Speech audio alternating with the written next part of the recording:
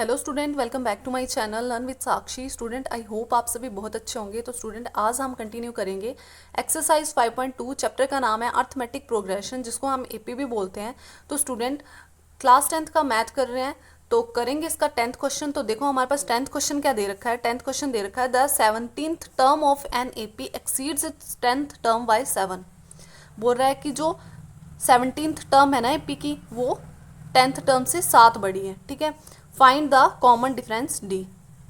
हमारे पास कोई एपी दे रखी होगी स्टूडेंट, उसकी टर्म्स होंगी। ठीक है, इसी तरह से इसकी एक टर्म है 17th टर्म और एक इसकी बीच में आ रही है 10th टर्म। ठीक है, जो 17th टर्म है वो क्या है, 7 बड़ी है किससे, 10th टर्म से। ठीक है, तो आई होप आपको क्वेश्चन क्लियर हो गया। हमें यहाँ पे कॉमन डिफरेंस डी फाइंड करना है।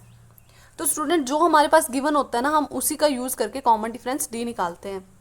करेंगे इसका सॉल्यूशन अकॉर्डिंग टू क्वेश्चन। क्या बोला गया है हमारे पास कि 17 टर्म को हम कैसे रिप्रेजेंट करते हैं स्टूडेंट, A17 से। ठीक है, और एक किस टर्म की बात करी हुई है हमारे पास यहाँ पे, एक 10th टर्म की बात करी हुई है। ठीक है, A10 को।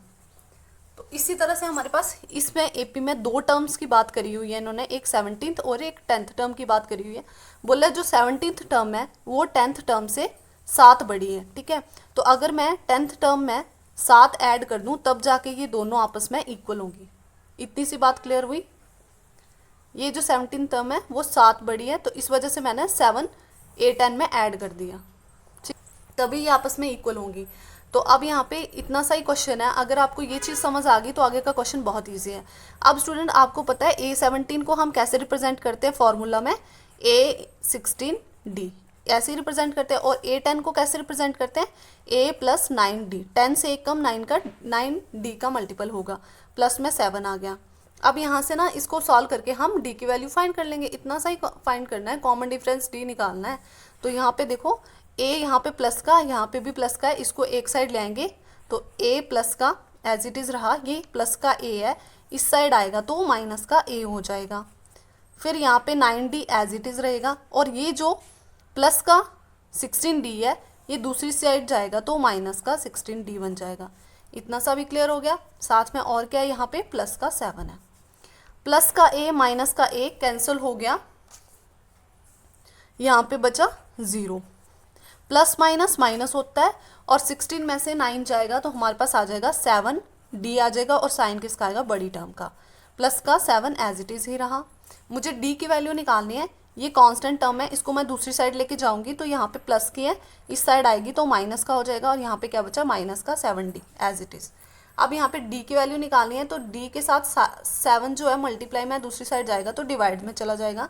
-7 ये डिवाइड में आ गया तो माइनस का 7 डिवाइड में भी आ गया, इजिकल्स टू D। माइनस से माइनस कैंसिल, 7 1 7 कैंसिल हो गया। क्या बचा हमारे पास, ओनली 1 बचा, तो यहाँ पे आ जाएगा 1 equals to D। It means जो कॉमन डिफरेंस होगा ना स्टूडेंट इस एपी का, वो कितना होगा, 1 होगा। ठीक है, पे ये क्वेश्चन कंप्लीट हो गया स्टूडेंट। बहुत ही इजी क्वेश्चन है, तो आई होप आपको अच्छे से क्लियर हो गया। यही इसका आंसर है। आप यहाँ पे अच्छे से भी लिख सकते हो, कॉमन डिफरेंस